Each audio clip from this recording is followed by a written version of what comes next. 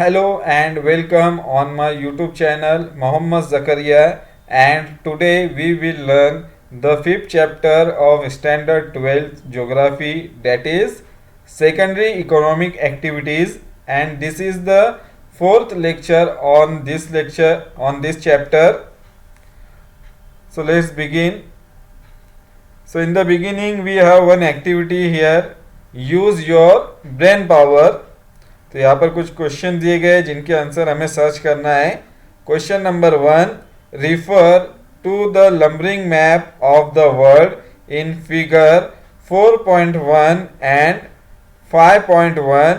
Tell which industries will be located in northern most island of Japan. तो यहाँ पर हमें कंपैरिजन करना है दो फिगर के अंदर 4.1 एंड 5.1 जो है यहाँ पर बाय मिस्टेक हुआ है, ये एक्चुअल में है 5.3 जो फिगर है उससे कंपैरिजन करना है हमें. तो जहाँ पर हमें कौन सी इंडस्ट्रीज लोकेटेड है जापान के नॉर्दर्न मोस्ट आइलैंड के अंदर, हमें मैप देखकर बताना है. सो हम प्रीवियस लेसन का जो मैप है वो देखेंगे 4.1 में. तो यहाँ पर है जापान. तो इस एरिया के अंदर अलग अलग हमें इंडस्ट्रीज दिखाई दे रही है. यहाँ पर है लंबरिंग इंडस्ट्री, यहाँ पर ऑलरेडी मेंशन किया गया है. तो यहाँ पर इस एरिया में लंबरिंग एक्टिविटी लार्ज स्केल पर होती है. देन यहाँ पर हमें फिशिंग एक्टिविटी भी दिखाई दे रही है. तो इस एरिया के अंदर फिर कौन से इंडस्ट्रीज बेस होंगे, यहाँ पर कौन से इंडस्ट्रीज लोकेटेड होंगे, तो हम इस मैप में देख सकते हैं यहाँ पर. तो जापान का ये बहुत ही इंडस्ट्रियल डेवलप एरिया है जिनमें जापान की जो मेजर सिटीज़ है like Tokyo, Kawasaki and Yokohama, ये मेजर इंडस्ट्रियल जोन है जापान के जो इन नॉर्दर्न मोस्ट पॉइंट के ऊपर यहाँ पर लोकेटेड है. तो यहाँ पर लंबरिंग एक्टिविटी लार्ज स्केल पर होती है. तो जाहिर है यहाँ पर लंबरिंग ज़्यादा होनी है. जैसे जो पेपर पल्प इंडस्ट्रीज है, पेपर मेकिंग इंडस्ट्रीज यहाँ पर लार्ज स्केल पर है. देन फिशिंग एक्टिविटी भी यहाँ पर लार्ज स्केल पर होती है बिकॉज ऑफ सराउंडिंग जो एरिया यहाँ पर बिल्कुल ओशन है. तो इसलिए यहाँ पर फिशिंग एक्टिविटी भी लार्ज स्केल पर होती है जिसकी वजह से यहाँ पर फिशिंग इंडस्ट्रीज भी जो है यहाँ पर प्रेजेंट है. इस तरह से यहाँ पर इस एरिया में जापान के paper pulp industries and fishing industries यहाँ पर प्रेजेंट है, लोकेटेड है. Then question number 2, how have the Great Lakes been instrumental in development of industrial region in the USA. तो यूएसए के अंदर जो यूएसए की मेजर लेक्स है उनमें सबसे इम्पोर्टेंट है ग्रेट लेक्स. तो ग्रेट लेक जो है ये बहुत ही इम्पोर्टेंट है इंडस्ट्रियल डेवलपमेंट के लिए यूएसए के अंदर, एंड कनाडा के लिए भी ये बहुत ज़्यादा इम्पोर्टेंस रखती है क्योंकि ये जो लोकेशन है इसकी बिल्कुल कनाडा और यूएसए के बाउंड्री के ऊपर है दोनों की. तो ये दोनों एरिया को कवर करती है, कनाडा और यूएसए के दोनों भी बाउंड्री के यहाँ पर मौजूद है. तो ये जो पार्ट है यहाँ पर स्काई ब्लू जो एरिया दिखाई दे रहा है ये सब ग्रेट लेक का एरिया है, ये ग्रेट लेक से. तो ग्रेट लेक इसे इसलिए कहा जाता है, टोटल यहाँ पर 5 अलग अलग लेक्स है, 5 लेक्स है यहाँ पर डिफरेंट, और उनके नाम भी जो है वो हमें एज ए जनरल नॉलेज यहाँ पर याद रखना है. एक एक lake Superior, then lake Ontario, lake Michigan, lake Huron, और एक लेक जो है आप खुद इसका नेम सर्च करेंगे और कमेंट बॉक्स में लिखेंगे. जो 5 मेजर लेक्स है ग्रेट लेक्स के. तो ये जो ग्रेट लेक्स है तो पांचों भी जो लेक्स है यहाँ पर ये एक दूसरे से इंटरकनेक्टेड है, यानी कि एक दूसरे से जुड़े हुए हैं. वाटर बॉडी एक दूसरे से कनेक्टेड है इनकी, यानी कि हम एक वाटर बॉडी से एक वाटर लेक से जो है दूसरे लेक्स में इंटर हो सकते हैं. यानी कि ये एक तरह से इनलैंड वाटरवेज जो है ये यहाँ पर ट्रांसपोर्टेशन फैसिलिटी इस एरिया में प्रोवाइड करती है जो इंडस्ट्रियल डेवलपमेंट के लिए बहुत ही ज़्यादा इम्पोर्टेंट है. और यहाँ पर बहुत सारी रिवर्स भी मौजूद है जो इन लेक्स को आपस में कनेक्ट करती है. एक लेक से दूसरे लेक में हम इंटर कर सकते हैं. For example Lake Saint Lawrence, River Saint Lawrence यहाँ पर प्रेजेंट है. तो जो वाटरवेज के थ्रू एक दूसरे को कनेक्ट करती है इन लेक्स को. तो यहाँ पर इसकी बहुत ज़्यादा इंपॉर्टेंस है. The Great Lakes have been instrumented in the development of industrial region in the USA through concentration of minerals and coal producing areas, local market, capitals and technological development. तो इस एरिया में बहुत सारे industrial zone यहाँ पर develop हुए। For example new England है, then New York है and mid Atlantic industrial region यहाँ पर प्रेजेंट है, जो लेक सुपेरियर की वजह से इनकी डेवलपमेंट बहुत ज़्यादा हुई है। और सबसे ज़्यादा इंडस्ट्रियल डेवलपमेंट हमें दिखाई देंगी यूएसए में।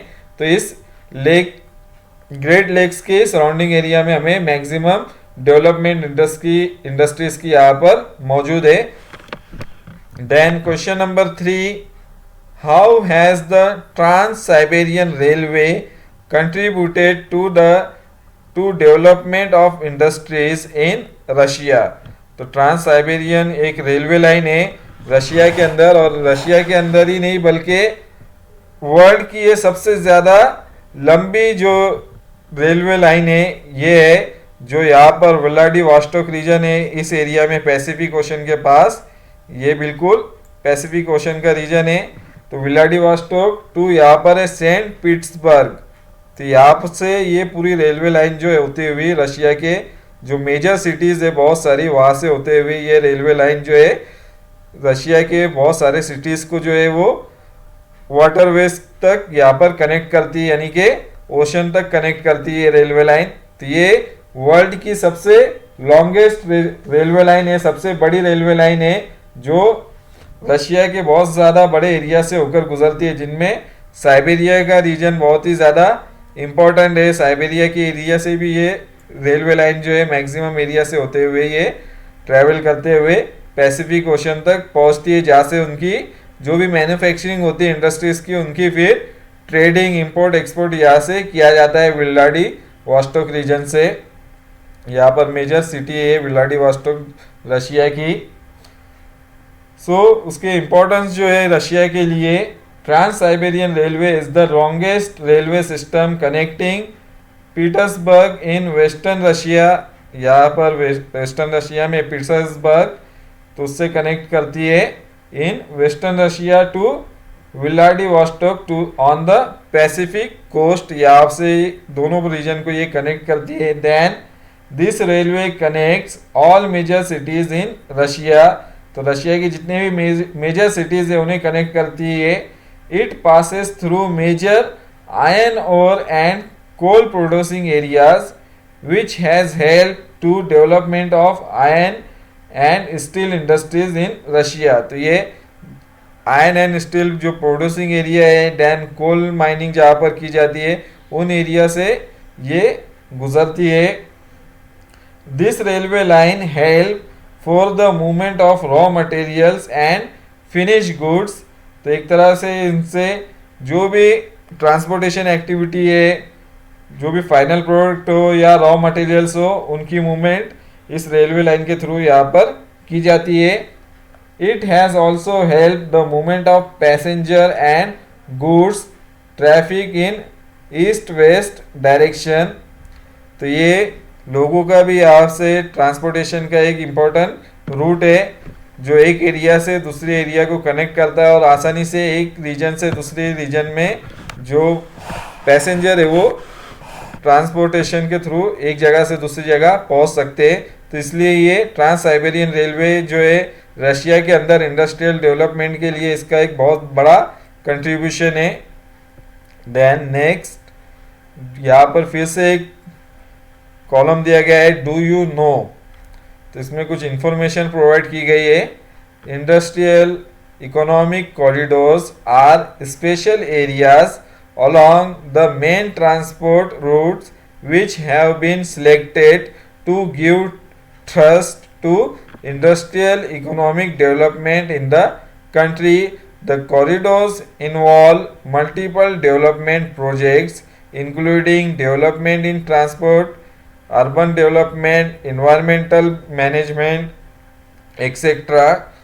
तो यहाँ पर इंडिया के अंदर बहुत सारे जो ट्रांसपोर्टेशन लाइन है या हाईवेज है, रोडवेज है, उसके ही जो सराउंडिंग एरियाज रहते हैं, जो ट्रांसपोर्ट रूट्स रहते हैं, वहां पर इंडस्ट्रियल या इकोनॉमिक कॉरिडोर्स को डेवलप किया जा रहा है, ताकि जो ट्रांसपोर्टेशन सिस्टम है उसके ही करीब में जो है इंडस्ट्रियल डेवलपमेंट हो, और एक जगह से दूसरी जगह को जो भी प्रोडक्ट्स वहाँ से प्रोड्यूस किए जाए उसे कंट्री के किसी भी पार्ट के अंदर आसानी से पहुंचाया जा सके। तो गवर्नमेंट ने पॉलिसी बनाई है कि जितने भी जो मेजर ट्रांसपोर्ट रूट है उसके ही ट्रांसपोर्ट रूट के जो सराउंडिंग एरिया है उसके ही पैरेलल जो है इंडस्ट्रियल एरिया को डेवलप करना है, ताकि उस एरिया की डेवलपमेंट हो सके, और जो भी इंडस्ट्रियल डेवलपमेंट, इंडस्ट्रीज का भी डेवलपमेंट हो सके। तो ऐसे बहुत सारे प्रोजेक्ट जो है हमारी इंडियन गवर्नमेंट ने शुरू किए। The corridors involve multiple development project including development in transport. तो इसकी वजह से ट्रांसपोर्टेशन का भी डेवलपमेंट होगा, देन अर्बन डेवलपमेंट होगा, यानी कि जो बड़े बड़े सिटीज़ है वो भी और डेवलप होंगे, देन इन्वायरमेंटल मैनेजमेंट एक्सेट्रा जो है उनमें भी डेवलपमेंट होगा।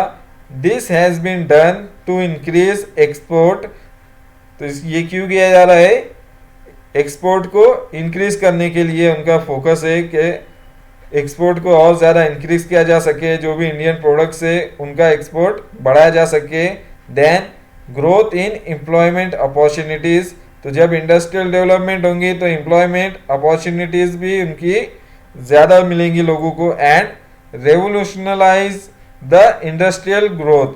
तो जो इंडस्ट्रियल ग्रोथ है उसको और ज़्यादा बढ़ाने के लिए, उसको और ज़्यादा रेवोल्यूनाइज करने के लिए ये जो कॉरिडोर्स है इंडियन गवर्नमेंट उसे डेवलप कर रही है।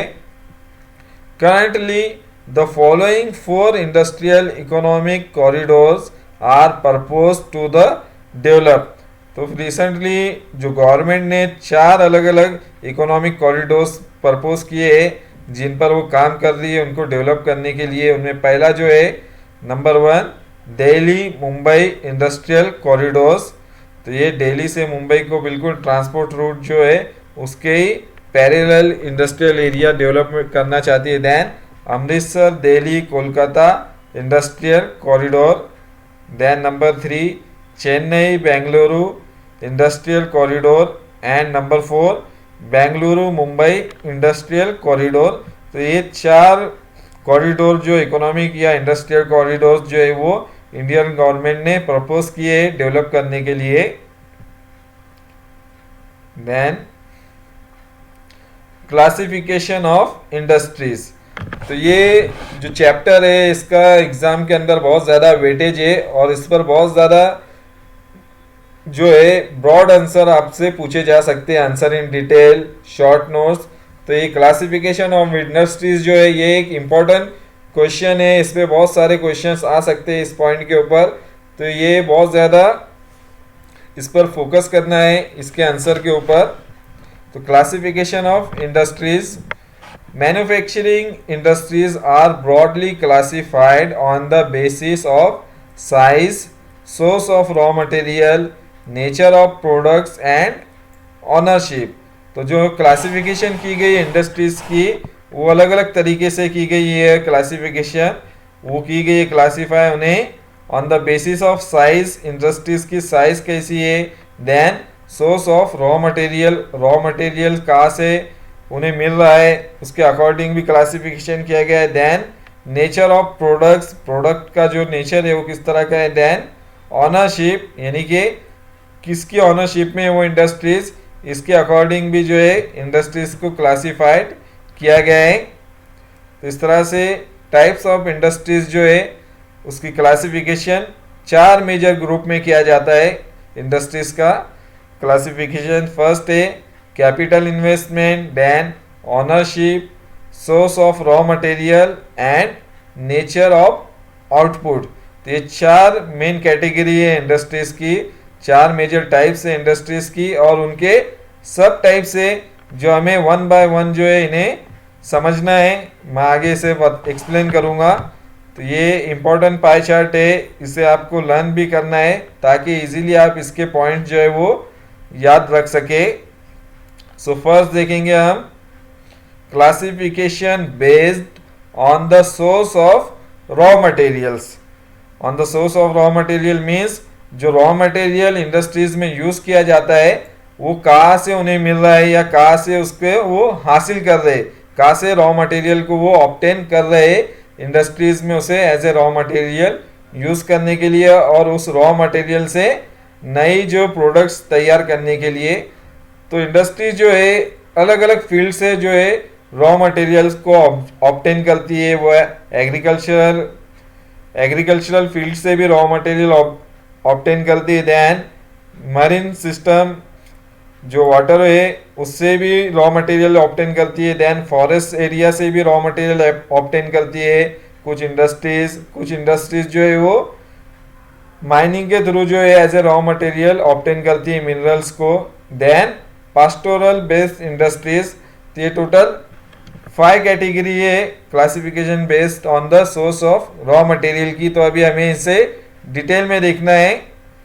सो नंबर 1 है agro based industries. Agricultural produce is process in this sector. तो जो भी एग्रीकल्चरल प्रोडक्ट होते हैं उसे एज ए रॉ मटेरियल जो है यूज किया जाता है इंडस्ट्रीज के अंदर और उसे प्रोसेस करने के बाद एक नया प्रोडक्ट उससे फिर फाइनल प्रोडक्ट इंडस्ट्री के अंदर तैयार किया जाता है। ऐसे बहुत सारी इंडस्ट्रीज है जिनमें एग्रीकल्चरल फील्ड से जो भी प्रोडक्ट मिलता है, जो भी क्रॉप निकलती है, उसका यूज इंडस्ट्रीज में एज ए रॉ मटेरियल किया जाता है। फॉर एग्जाम्पल जो शुगर मिल है, शुगर मिल के अंदर रॉ मटेरियल जो यूज होता है वो होता है शुगर केन। शुगर केन से फिर शुगर जो है वो बनाई जाती है। देन कॉटन टेक्सटाइल मिल्स के अंदर जो रॉ मटेरियल यूज होता है वो होता है कॉटन क्रॉप को यूज किया जाता है और उससे क्लॉथ जो है मैन्युफैक्चर किए जाते हैं। देन फूड प्रोसेसिंग यूनिट्स, तो फूड प्रोसेसिंग यूनिट्स के अंदर जो रॉ मटेरियल यूज होता है वो होता है वेजिटेबल्स एंड फ्रूट को यूज किया जाता है इसके अंदर और उनसे नया फाइनल प्रोडक्ट जो है वो प्रिपेयर किया जाता है। तो इसे कहा जाता है एग्रो बेस्ड इंडस्ट्रीज, जिसके अंदर जो एग्रीकल्चरल प्रोडक्ट होते हैं उसका यूज किया जाता है इंडस्ट्री के अंदर as a raw material. Then number 2 marine based industries. This refer to all units involved in the processing and canning of fish product and other marine produces. तो इसके अंदर जो भी मरीन ऑर्गेनिज्म में this refer to all units involve in processing and canning of fish. तो इसके अंदर जो भी फिशिंग एक्टिविटी से प्रोडक्ट निकलता है उसको प्रोसेस किया जाता है, उन्हें कैनिंग किया जाता है, मीन्स उनकी पैकेजिंग की जाती है कैंस के अंदर और उसको फिर नए प्रोडक्ट में जो है वो कन्वर्ट किया जाता है और मार्केट में सेल किया जाता है। Fish product and other marine produces, तो जो भी अलग अलग प्रोड्यूसेस है मैरीन उसका भी इसमें यूज किया जाता है as a raw material. For example fish oil, तो फिश ऑयल जो है वो प्रिपेयर किया जाता है इस फिश से ऑब्टेन किया जाता है फिश ऑयल को और उसे पैक करके फिर मार्केट में सेल किया जाता है। Then ornamental objects like jewellery के अंदर जो पर्ल वगैरह होते हैं वो मरीन सिस्टम से उन्हें ऑब्टेन किया जाता है। देन सी शेल्स एक्सेट्रा, तो ये सब मरीन बेस्ड इंडस्ट्रीज है। Then number 3 forest based industries. तो फॉरेस्ट बेस्ड इंडस्ट्रीज में products from the forest are processed in this sector. तो जो भी फॉरेस्ट प्रोडक्ट रहते हैं उन्हें प्रोसेस किया जाता है इंडस्ट्रीज के अंदर और उनसे नया प्रोडक्ट जो है वो बनाया जाता है। Wood is made into paper और provides timber for various uses. तो इसके अंदर जो वुड है उससे पेपर जो है इंडस्ट्रीज में बनाया जाता है या टिम्बर जो है प्रोवाइड किया जाता है इंडस्ट्रीज के अंदर। फॉर एग्जांपल जो फर्नीचर इंडस्ट्रीज है उन्हें टिम्बर प्रोवाइड किया जाता है वुड से। तो इस तरह से बहुत सारी इंडस्ट्रीज जो है उसे हम फॉरेस्ट बेस्ड इंडस्ट्रीज कहते हैं, जिनके अंदर जो फॉरेस्ट प्रोडक्ट है वो as a raw material use किए जाते हैं। The manufacturing of resins, gums, colours, dyes, fragrant oil and turpentine is forest based industries. तो जो भी resin, gums, colours, dyes and fragrant oil and turpentine बनाने वाली जो इंडस्ट्रीज है वो सब इंडस्ट्रीज है forest based industries. Then next number 4, mineral based industries. They involve industries where manufacturing is based on mineral wealth obtained through mining. तो ऐसी industries जिनमें मिनरल्स का यूज किया जाता है एज ए रॉ मटेरियल, जो माइनिंग के थ्रू ऑब्टेन किया जाता है मिनरल्स, उसका यूज करते हैं इंडस्ट्रीज में एक नया प्रोडक्ट बनाने के लिए. For example are petrochemicals industries, iron and steel industries, aluminum units are the example of mineral based industries. तो इसके अंदर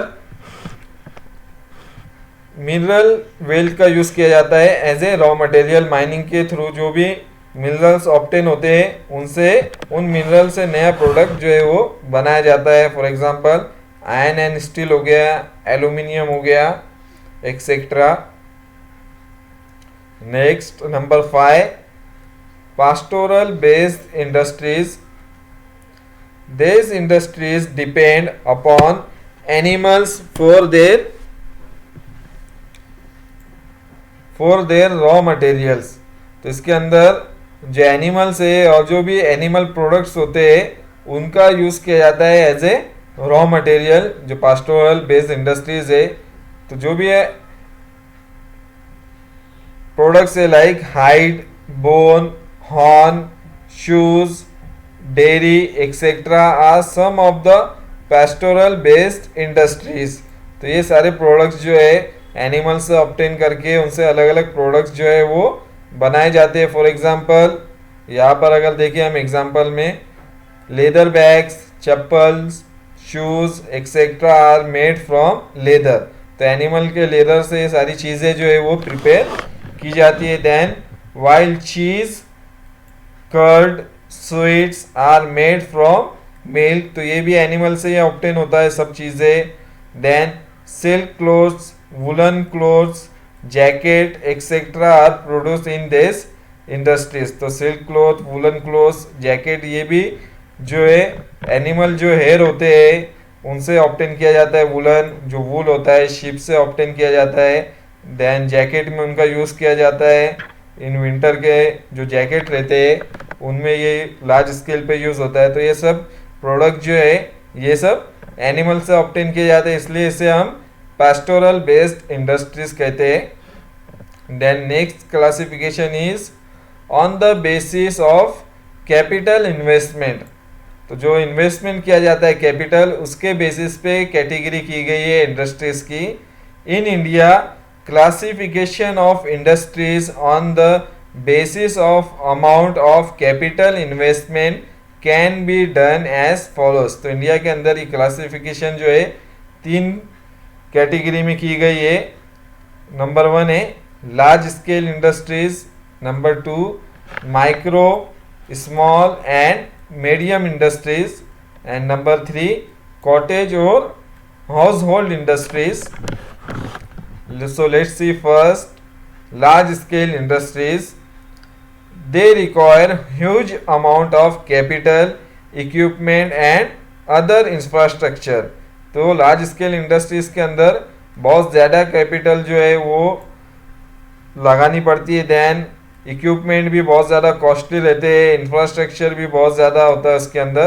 तो इसके अंदर इंडिया के अंदर in India the industries requiring an investment of more than 10 crore are large scale industries. तो India के अंदर जो इंडस्ट्रीज के अंदर 10 करोड़ से ज़्यादा इन्वेस्टमेंट किया जाता है इंडस्ट्रीज के अंदर, उसे कहा जाता है लार्ज स्केल इंडस्ट्रीज. तो ऐसी जो भी इंडस्ट्रीज है जिनके कैपिटल इन्वेस्टमेंट जो है इक्विपमेंट के ऊपर या प्लांट और इंफ्रास्ट्रक्चर के ऊपर 10 करोड़ से ज़्यादा इन्वेस्टमेंट किया जाता है, तो उसे हम कहते हैं large scale industries. For example iron and steel industries, then power plant, cotton textile industries etcetera are large scale industries. तो ये सब लार्ज स्केल इंडस्ट्रीज के एग्जांपल है जिनमें 10 करोड़ से ज़्यादा कैपिटल इन्वेस्टमेंट किया जाता है. Then number 2, micro, small and medium industries. In India, the definition of MSME industries is as follows. तो ये डेफिनेशन जो है इस तरह से, जो स्मॉल स्केल इंडस्ट्रीज है, माइक्रो इंडस्ट्रीज है एंड मीडियम इंडस्ट्रीज है, उनकी कैटेगरी हमें टेबल में दिखाई गई है. तो यहाँ पर इंडस्ट्री है. Then investment in plant and machinery, investment in equipment और उनके एग्जाम्पल्स यहाँ पर दिए गए इंडस्ट्रीज के. सो फर्स्ट इंडस्ट्री है माइक्रो इंडस्ट्री. तो इसमें जो इन्वेस्टमेंट किया जाता है प्लांट और मशीनरीज पे, डज नॉट एग्जिस्ट ₹25 लाख. तो इसके अंदर जो कैपिटल इन्वेस्टमेंट किया जाता है वो 25 लाख से कम होता है, और जो इक्विपमेंट पे इन्वेस्टमेंट किया जाता है वो भी होता है डज नॉट एग्जिस्ट ₹10 लाख. तो 10 लाख से कम यहाँ पर इक्विपमेंट के ऊपर यहाँ पर कैपिटल जो है वो इन्वेस्ट किया जाता है. तो ऐसी इंडस्ट्रीज को कहा जाता है माइक्रो इंडस्ट्रीज, जिसमें प्लांट और मशीनरीज पे 25 लाख से कम कैपिटल इन्वेस्ट किया जाता है और इक्विपमेंट के ऊपर 10 लाख से कम कैपिटल इन्वेस्टमेंट किया जाता है. तो इसके एग्जांपल है pen industries, pen manufacturing industries and dairy products etcetera. तो जहाँ पर डेयरी प्रोडक्ट्स बनाए जाते हैं वो भी इसका एक एग्जांपल है. Then small scale industries. तो इसमें जो कैपिटल इन्वेस्टमेंट होता है वो होता है मोर देन ₹25 लाख से ज़्यादा इनमें कैपिटल इन्वेस्टमेंट किया जाता है, but does not exceed ₹5 crore. तो इसमें 25 लाख से ज़्यादा इन्वेस्टमेंट किया जाता है कैपिटल, बट 5 करोड़ से कम है उसकी लिमिट. 5 करोड़ के नीचे ही उसकी अमाउंट होती है. 25 लाख से ज़्यादा पर 5 करोड़ से कम कैपिटल का इन्वेस्टमेंट किया जाता है प्लांट और मशीनरीज के ऊपर. देन जो इक्विपमेंट के ऊपर इन्वेस्टमेंट होता है इसमें वो होता है मोर देन 10 लाख. 10 लाख से ज़्यादा इसमें इक्विपमेंट के ऊपर इन्वेस्टमेंट किया जाता है, but does not exceed ₹2 crore. 2 crore से कम होती है ये अमाउंट, बट 10 लाख से ज़्यादा होती है कैपिटल इन्वेस्टमेंट. तो उसे हम कहते हैं स्मॉल स्केल इंडस्ट्रीज. तो उसके जो एग्जांपल है bottle industries, small toys maker industries and paper industries, ये सब स्मॉल स्केल इंडस्ट्रीज के एग्जांपल है. Then medium scale industries. तो मीडियम स्केल इंडस्ट्रीज में जो कैपिटल इन्वेस्टमेंट है प्लांट और मशीनरीज पर वो है more than ₹5 crore, but does not exceed ₹10 crore. तो इसके अंदर 5 करोड़ से ज़्यादा कैपिटल का इन्वेस्टमेंट किया जाता है प्लांट और मशीनरीज के ऊपर, but less than 10 crore. 10 crore से कम होती है उसकी amount. Then investment in equipment में मोर देन 2 करोड़ से यहाँ पर इन्वेस्टमेंट किया जाता है capital, but less then 5 crore. 5 crore से कम इन्वेस्टमेंट किया जाता है इक्विपमेंट के ऊपर. तो ऐसी इंडस्ट्रीज को कहते हैं हम मीडियम स्केल इंडस्ट्रीज. तो इसके एग्जांपल है cycle manufacturing industries, then TV and radio manufacturing industries etcetera. Then next category is number 3, cottage और household industry. It is the most basic type of manufacturing characterized by manual production. तो ये बहुत ही basic type की industries होती है, बहुत ही basic तरीके से इसमें मैन्युफैक्चरिंग की जाती है और मैक्सिमम जो वर्क है वो मैनुअल किया जाता है. जो भी प्रोडक्शन होता है यानी कि खुद यहाँ पर जो वर्कर है मैनुअली चीज़ें बनाते हैं अपने हाथों से. तो इसमें मैनुअल वर्क, मैनुअल प्रोडक्शन ज़्यादा किया जाता है. मशीनरीज का यूज़ बहुत ही कम किया जाता है इसके अंदर.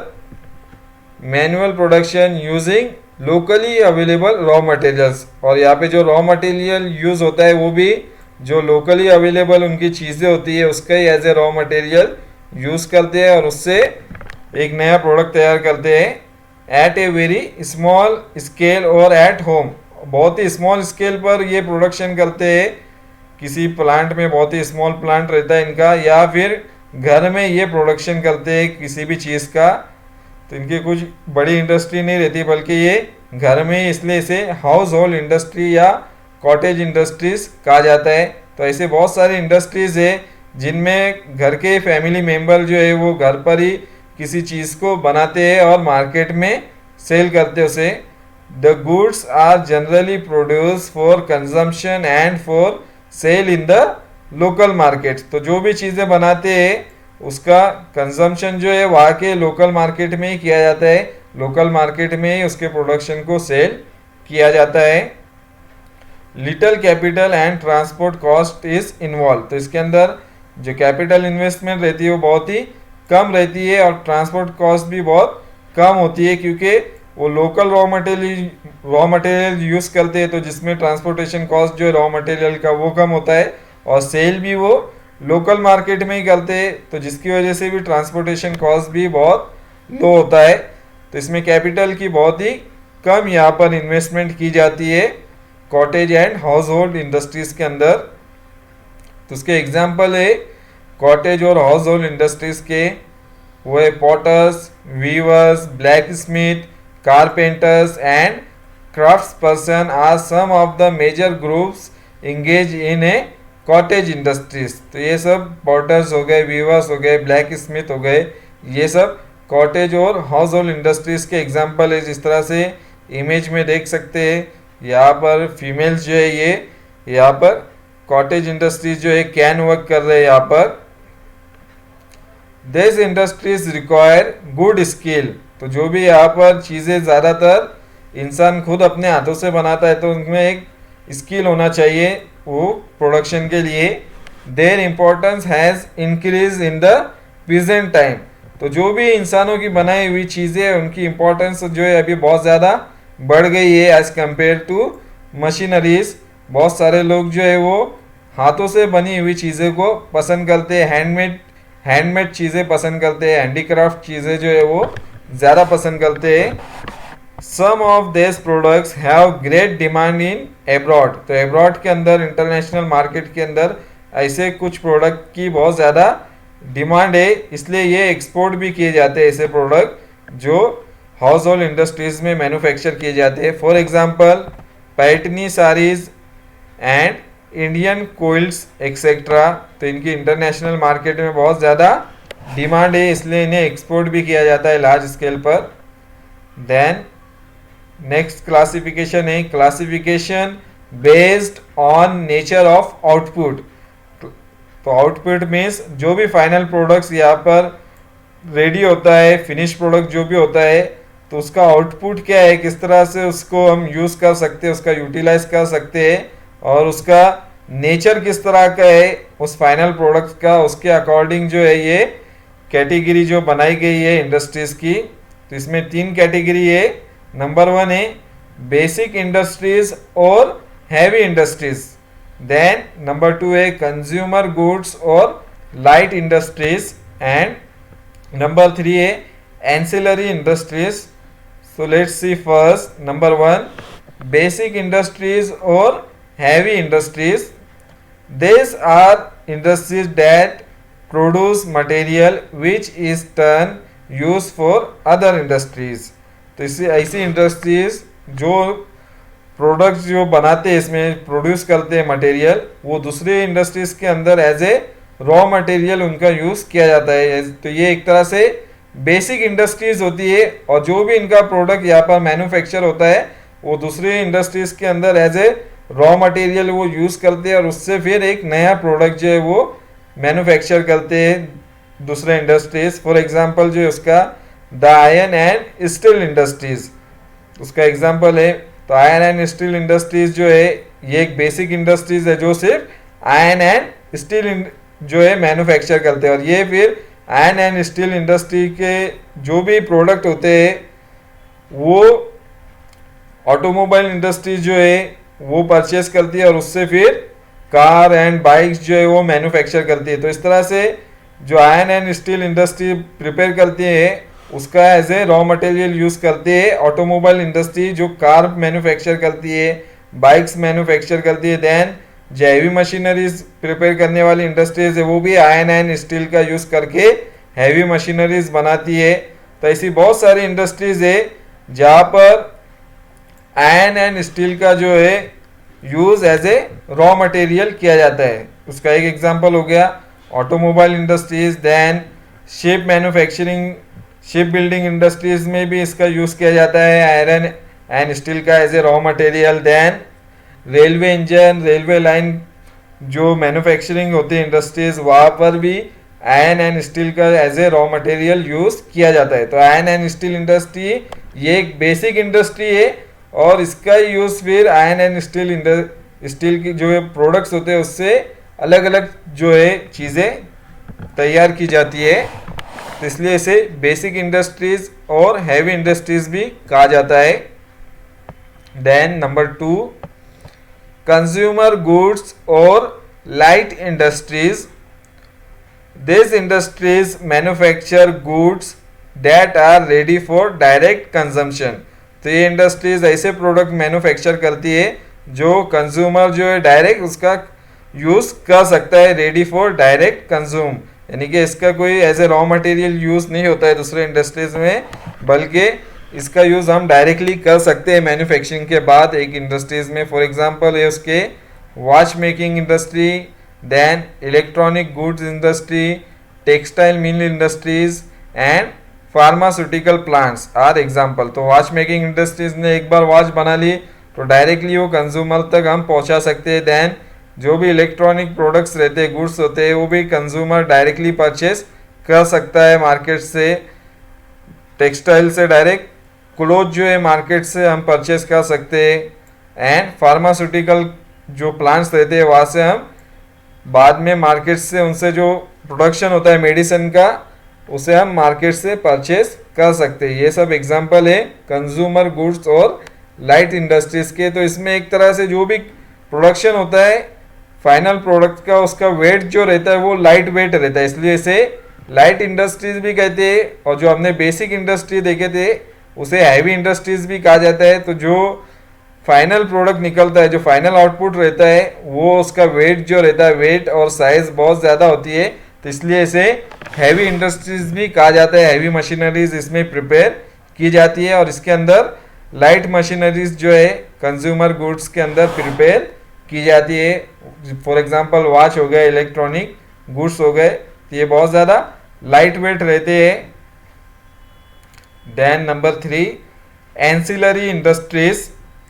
तो एंसिलरी इंडस्ट्रीज जो है the industries which manufacture parts and components to be used by other industries for manufacturing heavy articles like trucks, buses, railway engine, tractors etcetera.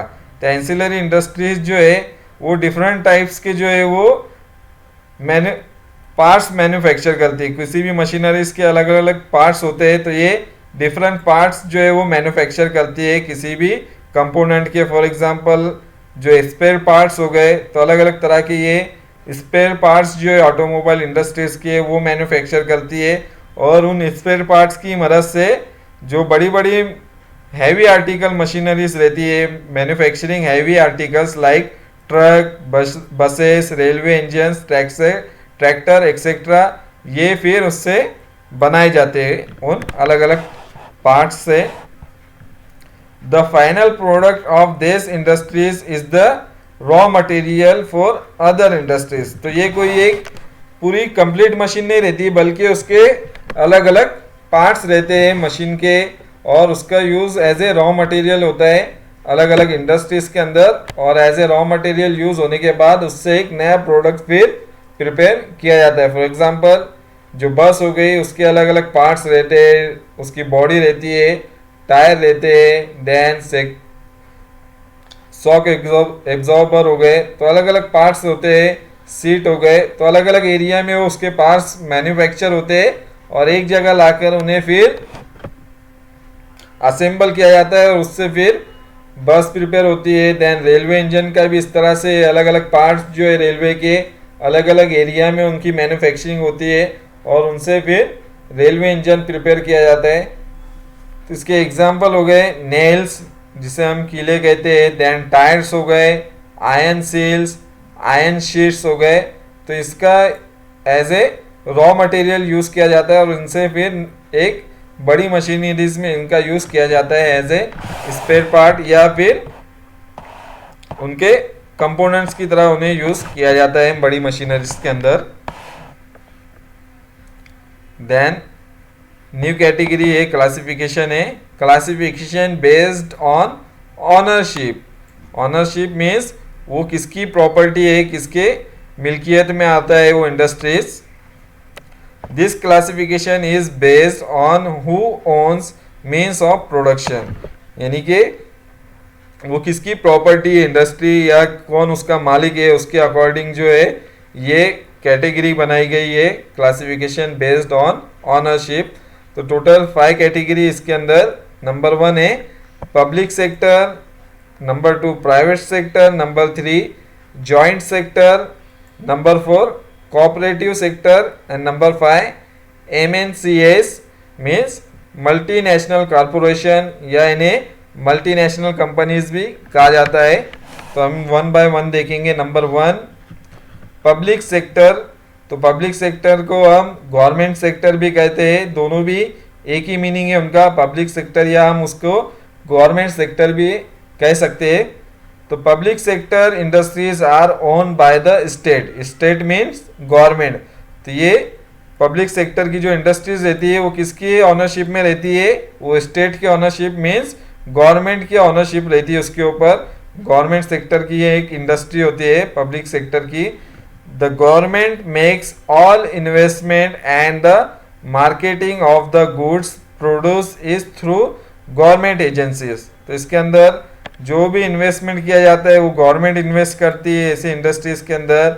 जो भी मैन्युफैक्चरिंग होती है उसकी मार्केटिंग भी गवर्नमेंट करती है और उसकी गवर्नमेंट एजेंसी उसे रन करने के लिए, उस इंडस्ट्रीज को रन करने के लिए एक गवर्नमेंट एजेंसी होती है जो उस इंडस्ट्री को रन करती है। उसके एग्जांपल है Bharat heavy electrical limited, short form में उसे भेल कहा जाता है, इज एन एग्जांपल। उसी तरह से अगर हम देखें बहुत सारे गवर्नमेंट सेक्टर है जो हम उसे पब्लिक सेक्टर भी कह सकते हैं। For example Indian note press, तो जो नोट मैन्युफैक्चरिंग है तो ये भी गवर्नमेंट के अंडर में आती है, प्राइवेट सेक्टर नहीं है। तो ये गवर्नमेंट मैन्युफैक्चर करती है, तो इंडियन नोट प्रेस भी एक गवर्नमेंट की एजेंसी है। देन जो HAL है जो मिग फाइटर प्लेन वगैरह मैन्युफैक्चर करती है, ये भी एक गवर्नमेंट की एजेंसी है। तो ऐसे बहुत सारे गवर्नमेंट सेक्टर हो गए, इंडियन रेलवे हो गई, तो ये सब पब्लिक सेक्टर के एग्जाम्पल है जिसे गवर्नमेंट ओन करती है। देन नंबर 2 है private sector. Private sector enterprise is own by a private individual और a partnership of private individuals. तो जो प्राइवेट सेक्टर जो होते हैं उसके अंदर जो ऑनरशिप होती है, जो प्रॉपर्टी होती है इंडस्ट्री की, वो किसी एक प्राइवेट लोगों की रहती है, यानी कि एक इंसान होता है प्राइवेट। फॉर एग्जांपल जो बड़े बड़े businessman Indian like Tata, then Reliance, तो ये प्राइवेट सेक्टर इंडस्ट्रीज है। तो इनकी जो ऑनरशिप है ये भी प्राइवेट है, तो इसलिए इसे हम प्राइवेट सेक्टर कहते हैं। तो इसमें ऑनरशिप जो है टाटा इंडस्ट्रीज, रतन टाटा चेयरमैन है। देन जो रिलायंस इंडस्ट्रीज है मुकेश अंबानी की ये एक इंडस्ट्री है, तो ये उसकी ऑनरशिप जो है एक किसी इंसान के हाथ में हो सकती है या फिर पार्टनरशिप में भी हो सकती है, पार्टनरशिप ऑफ प्राइवेट इंडिविजुअल, यानी कि एक से ज़्यादा इसमें जो लोग हैं पार्टनरशिप में भी इंडस्ट्रीज को जो है वो रन कर सकते हैं, इसलिए इसे हम प्राइवेट सेक्टर कहते हैं। Profit derived from the sale of output belong to the individuals. तो जो भी प्रॉफिट वगैरह होता है वो सारा बिलोंग करता है जिसकी वो प्रॉपर्टी होती है, जो उसके अंदर इन्वेस्टमेंट करता है, कैपिटल इन्वेस्टमेंट करता है। जो भी प्रॉफिट वगैरह होगा वो सारा के सारा प्रॉफिट जो है उसके जिसकी ऑनरशिप में इंडस्ट्री उसको ये जाता है। उसके एग्जाम्पल है the Tata iron and steel company, short form में TISCO, is the example of private sector. उसी तरह से रिलायंस हो गया, बिरला हो गया, देन बजाज हो गया, ये इंडिया की मेजर इंडस्ट्रीज है जो प्राइवेट सेक्टर इंडस्ट्रीज के एग्जाम्पल है। Then number 3, joint sector. This involves an industry owned and managed jointly by the government and an individual और इंडिविजुअल. तो ये जो इंडस्ट्री है जॉइंट सेक्टर में, इसमें एक तरह से पार्टनरशिप रहती है प्राइवेट सेक्टर और public sector, means government sector जो है उनकी पार्टनरशिप में इस तरह से इंडस्ट्रीज को वो रन करते हैं. This involve industry own and manage jointly by the government and an individual और इंडिविजुअल. तो गवर्नमेंट और किसी एक इंडिविजुअल या बहुत सारे इंडिविजुअल्स की इसमें पार्टनरशिप रहती है जो मिलकर इंडस्ट्री को रन करते हैं, या और between two and more governments. तो कभी कभी दो गवर्नमेंट मिलकर भी किसी इंडस्ट्रीज को जो है वो रन करते हैं, उनकी पार्टनरशिप होती है. ऐसे बहुत सारे फॉरेन बेस्ड इंडस्ट्रीज है जिनकी पार्टनरशिप जो है इंडियन कंपनीज से है और मिलकर वो प्रोडक्शन करते हैं अलग अलग चीज़ों का. तो ये जॉइंट सेक्टर इंडस्ट्रीज उन्हें कहा जाता है, जिनमें public sector and private sector की इसमें पार्टनरशिप रहती है. The amount of investment and share of the profits depends on the level of involvement of both sides. Example, तो इसमें जो प्रॉफिट वगैरह रहता है उसका जो शेयर किया जाता है प्रॉफिट का, वो अकॉर्डिंग टू देयर शेयर रहता है, यानी कि जिसके ज़्यादा शेयर रहेंगे उसका प्रॉफिट भी उसे उतना ज़्यादा मिलेगा. यानी कि अगर गवर्नमेंट सेक्टर का शेयर ज़्यादा है तो जो भी प्रॉफिट रहेगा वो गवर्नमेंट सेक्टर को ज़्यादा मिलेगा उससे, और अगर किसी एक इंडिविजुअल का शेयर उसमें ज़्यादा है तो जो भी प्रॉफिट रहेगा उसका मैक्सिमम शेयर जो रहेगा फिर उस इंडिविजुअल को बिलोंग करता है. तो इस तरह से ये पार्टनरशिप में रहती है, शेयर्स रहते हैं उसके अंदर. तो इसके एग्जाम्पल है, for example MNGL Maharashtra natural gas limited. तो ये भी एक पार्टनरशिप में है, महाराष्ट्र नेचुरल गैस लिमिटेड. तो इसमें पब्लिक सेक्टर और प्राइवेट सेक्टर की पार्टनरशिप में ये इंडस्ट्रीज जो है वो रन की जाती है. देन नंबर 4 है कोऑपरेटिव सेक्टर. तो cooperative sector means A group of individuals pool resources to set up and manage an industrial venture on a cooperative basis. तो इसमें बहुत सारे लोग मिलकर एक कोऑपरेटिव सोसाइटी की तरह वर्क करते हैं और मिलकर रिसोर्सेज का यूटिलाइजेशन करते हैं, मैनेजमेंट करते हैं, और इंडस्ट्रियल वेंचर जो है वो यहाँ पर कोऑपरेटिव बेसिस पे रन करते हैं. यानी कि बहुत सारे लोग मिलकर एक तरह से अपनी सोसाइटी फॉर्म करते हैं, उनके अपने शेयर होते हैं, और जो भी मैन्युफैक्चरिंग रहती है मिलकर उसमें वो कैपिटल इन्वेस्टमेंट करते हैं, और बाद में जो भी प्रॉफिट होता है या लॉस होता है मिलकर उनके अंदर वो जितने भी मेंबर हो उस कोऑपरेटिव सोसाइटी के उनमें वो शेयर किया जाता है, चाहे वो प्रॉफिट हो या लॉस हो. जितने भी मेंबर है उस सोसाइटी में, कोऑपरेटिव सोसाइटी में, वो सबके अंदर डिस्ट्रीब्यूट किया जाता है. So many textile, sugar and milk units function as cooperative. तो बहुत सारी जो टेक्सटाइल इंडस्ट्रीज है, sugar industries and milk units जो है वो कोऑपरेटिव की तरह यहाँ पर इंडिया के अंदर वो रन होते हैं. उसका एग्जांपल है अमूल. तो अमूल जो है, तो अमूल मिल्क हम इसे कहते हैं, लेकिन ये एक बहुत ही बड़ी इंडस्ट्रीज है, कोऑपरेटिव इंडस्ट्री है. तो अमूल का फुल फॉर्म जो है आपने नीचे यहाँ पर कमेंट बॉक्स में यहाँ पर अमूल का फुल फॉर्म जो है उसे मेंशन करना है. Then last point number 5, MNCs means multinational corporation या मल्टीनेशनल कंपनीज भी इसे कई बार कहा जाता है. When operation of a privately owned industry और public owned industry extend to more than one country, such industries are called multinational corporation.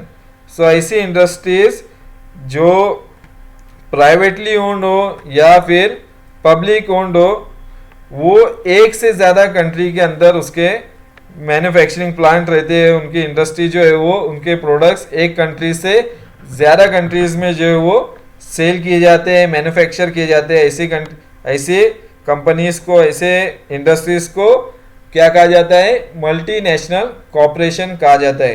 तो ऐसी बहुत सारी कंपनीज है। फॉर एग्जांपल अगर हम देखें इंडिया में भी जो फॉरेन कंपनीज है और बहुत सारे कंट्रीज में उनके जो प्रोडक्ट है वो सेल किए जाते हैं। फॉर एग्जांपल एप्पल हो गया जो यूएस बेस्ड इंडस्ट्रीज है और अराउंड द वर्ल्ड उनका जो प्रोडक्ट्स है वो सेल किए जाते हैं। Then Samsung, Coca Cola, Pepsi, Oppo, Vivo, ऐसे चाइनीज प्रोडक्ट भी है जो इंटरनेशनल मार्केट में उनकी बहुत ज़्यादा डिमांड है और अलग अलग कंट्रीज में उनके जो मैन्युफैक्चरिंग प्लांट है वो डेवलप किए गए हैं और उन कंट्रीज के अंदर भी अभी उनकी मैन्युफैक्चरिंग जो है वो की जाती है। तो multinational corporation they have headquarters in the main country where they are register. तो उनका जो हेडक्वार्टर रहता है वो मेन कंट्री में रहता है जहाँ पर उनका रजिस्ट्रेशन किया जाता है, यानी कि जहाँ से उनकी शुरुआत होती है उस इंडस्ट्रीज की, जो उनका बेस होता है उस कंट्री का, वहाँ पर उनका मेन हेडक्वार्टर रहता है उस इंडस्ट्री का, उस कंपनी का। For example Hindustan Lever in private sector has its headquarter in London. तो जो हिंदुस्तान लीवर कंपनी है प्राइवेट सेक्टर की, उसका हेडक्वार्टर कहाँ पर है? वो है लंदन के अंदर है। देन क्योंकि ये लंदन में रजिस्टर है हिंदुस्तान लीवर कंपनी, इसलिए इसका हेडक्वार्टर भी लंदन के अंदर है। Then oil and natural gas corporation ONGC जो है इन पब्लिक सेक्टर, ये पब्लिक सेक्टर यानी कि गवर्नमेंट ओन इंडस्ट्रीज है, has headquarter in Dehradun in India. तो देहरादून के अंदर ओएनजीसी का हेडक्वार्टर है main. Factors like cheap labour, technical skills, lower cost of production, availability of market in other countries lead to establishment of such industries। तो ऐसे multinational companies जो है अलग अलग कंट्रीज में वर्ल्ड के इसलिए डेवलप होते हैं क्योंकि उनके लिए बहुत सारे फैक्टर जो है उस कंट्री के अंदर अवेलेबल रहते हैं। फॉर एग्जांपल बहुत सारी जो फॉरेन कंपनीज है यूएसए की, वो इंडिया में उनके प्लांट्स जो है वो अभी मौजूद है क्योंकि यहाँ पर उन्हें चीप लेबर मिल जाते हैं, यानी कि बहुत ही कम उनकी सैलरी में ही उन्हें सस्ते यहाँ पर हमें वर्कर उन्हें प्रोवाइड हो जाते हैं इंडिया के अंदर। देन टेक्निकल स्किल रहती है, lower cost of production India के अंदर और बहुत बड़ा मार्केट है इंडिया का। तो ये सारे जो चीज़ें हैं वो फॉरेन कंपनी को जो है अट्रैक्ट करते हैं और वो फिर ऐसे कंट्रीज़ के अंदर अपने जो प्लांट्स है मैन्युफैक्चरिंग वो डेवलप करते हैं और उनकी सेलिंग करते हैं अलग अलग कंट्रीज के अंदर। तो ये सब क्लासिफिकेशन था इंडस्ट्रीज का। उसके बाद है गिव इट ए ट्राई। तो यहाँ पर एक एक्टिविटी दी गई है, फिर से कुछ लोगो दिए गए यहाँ पर, तो उससे रिलेटेड क्वेश्चन है यहाँ पर नीचे। Look at the given logo, find out more information about it and right A short note on it. तो यहाँ पर लोगो दिए गए, एक है स्टार्टअप इंडिया, देन यहाँ पर है डिजिटल इंडिया एंड यहाँ पर है मेक इन इंडिया। तो इन तीनों के लोगों के तुम्हें इंफॉर्मेशन सर्च करनी है, इंटरनेट पे बहुत सारी इंफॉर्मेशन अवेलेबल है और उसे पर शॉर्ट नोट लिखना है, तीनों के ऊपर लिखना है शॉर्ट नोट, स्टार्टअप इंडिया पर, देन डिजिटल इंडिया और मेक इन इंडिया पर नोट लिखना है। देन नंबर 2 है find at least 2 examples of each of the type of industries from India and right in your notebook.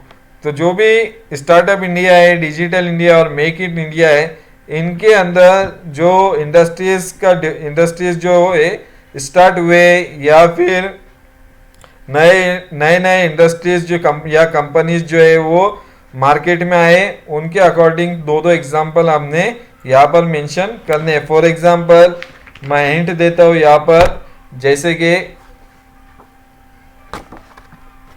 जो first है digital India. तो digital India के अंदर बहुत सारी कंपनीज जो है वो यहाँ पर आई है इंडिया के अंदर और गवर्नमेंट ने डिजिटल इंडिया के अंदर जैसे डिजिटल टेक्नोलॉजी है उसको बढ़ावा देने की यहाँ पर बहुत ज़्यादा फोकस किया जा रहा है। तो जिसमें डिजी लॉकर जो सिस्टम है, जो एक क्लाउड सिस्टम है, वो यहाँ पर डेवलप किया गया है, जिसमें आप जो भी इम्पोर्टेंट डॉक्यूमेंट्स है वो सेव कर सकते हैं क्लाउड में, और किसी भी फिर कंप्यूटर या मोबाइल पर आप उसे ओपन कर सकते हैं। देन माय गवर्नमेंट एप्लीकेशन है, सॉफ्टवेयर है, उसका यूज़ कर सकते हैं डिजिटल इंडिया में।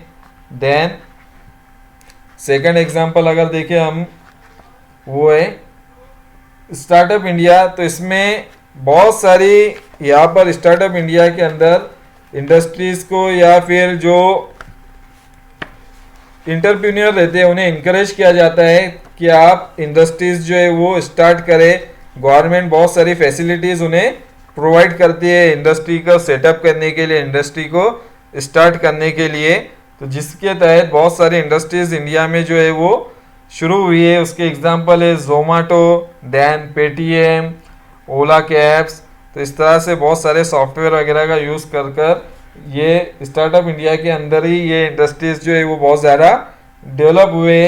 देन मेक इन इंडिया जो है, तो मेक इन इंडिया के अंदर भी जो इंडियन प्रोडक्ट है उन पे ज़्यादा फोकस किया गया है, यानी कि जो इंटरनेशनल प्रोडक्ट यूज़ करते हैं हम उनको अवॉइड करके जो इंडिया में बनी हुई चीज़ें हैं उनका हम यूज़ ज़्यादा से ज़्यादा करें। ये गवर्नमेंट की मेन यहाँ पर फोकस किया जा रहा है। फॉर एग्जांपल चाइना के प्रोडक्ट को हमें बाइकआउट करने की ज़रूरत है, क्योंकि बहुत सारे चाइना जो है बॉर्डर पे कुछ ना कुछ ऐसी हरकतें कर रहा है जिसकी वजह से इंडिया को जो है नुकसान होता है, या फिर जो हमारी मिलिट्री है उन्हें नुकसान पहुंचता है। तो इसलिए हमें एज ए इंडियन सिटीजन जो चाइनीज़ प्रोडक्ट है उसका बाइकआउट करना चाहिए, उसके प्रोडक्ट यूज़ नहीं करना चाहिए, और जो मेक इन इंडिया है उसका ज़्यादा से ज़्यादा हमें यूज़ करना चाहिए। तो इस तरह से इंडिया के जो भी प्रोडक्शन है उसको इनकरेज करने की इसमें यहाँ पर कोशिश की जा रही है, चाहे वो इलेक्ट्रॉनिक पार्ट्स हो, इलेक्ट्रॉनिक चीज़ें हो, या दूसरे कोई प्रोडक्ट हो, उस पर फोकस किया जा रहा है। उनको ज़्यादा बढ़ावा देने की कोशिश मेक इन इंडिया में की जा रही है, इंडियन प्रोडक्ट्स को और ज़्यादा एक्सपोर्ट करने के लिए इंटरनेशनल मार्केट में गवर्नमेंट जो है बहुत सारे काम कर रही है। So this is the end of this chapter secondary economic activity, and in next lecture I will upload the exercise of chapter 5. so यहाँ पर एक एक्टिविटी फिर से रह गई, ट्राई दिस।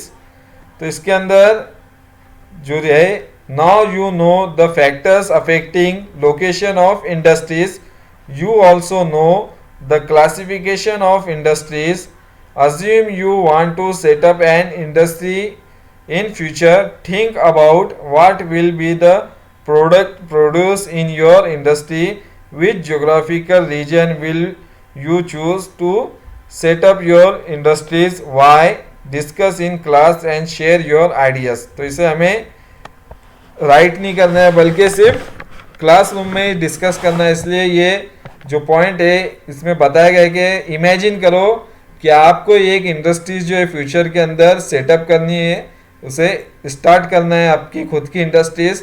तो इसी लेसन तो ख़त्म हो गया, तो बहुत सारी आपको इन्फॉर्मेशन ऑलरेडी मिल चुकी है। तो जो आप इंडस्ट्री स्टार्ट करना चाहते हैं तो आप उसमें अंदर कौन से प्रोडक्शन करेंगे, कौन सी चीज़ को प्रोड्यूस करेंगे और क्यों करेंगे वो भी मेंशन करना है, और आपके इंडस्ट्री को सेटअप करने के लिए कौन कौन से ज्योग्राफिकल फैक्टर्स का होना वहाँ पर ज़रूरी, यानी कि अगर मुझे इंडस्ट्री शुरू करनी है तो मेरे पास कौन कौन से चीज़ें होना चाहिए जिसके वजह से मैं इंडस्ट्री शुरू कर सकता हूँ। फॉर एग्जांपल अगर मुझे इंडस्ट्री को सेटअप करना है तो सबसे पहले मेरे पास कैपिटल होना चाहिए।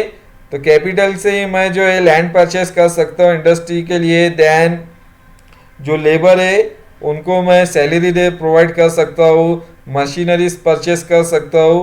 तो सबसे पहले तो कैपिटल इन्वेस्टमेंट की ज़रूरत पड़ेगी। तो ऐसे बहुत सारे पॉइंट्स जो है आपको कौन कौन सी चीज़ें वहाँ पर नेसेसरी है एक इंडस्ट्री को सेटअप करने के लिए, वो सारे पॉइंट्स यहाँ पर मेंशन करना है। इकोनॉमिक फैक्टर भी, और साथ ही साथ ज्योग्राफिकल रीजन, कौन से रीजन के अंदर आप वो इंडस्ट्री को सेटअप करेंगे, कौन से फिजिकल फैक्टर्स होंगे उस एरिया के, वो सब भी आपको इमेजिन करना है और क्लासरूम में सब ये पॉइंट डिस्कस करना है अपने फ्रेंड्स के साथ. So this is the end of this chapter, and in next lecture and in next video I will upload the exercise of chapter 5 secondary economic activity. Thank you.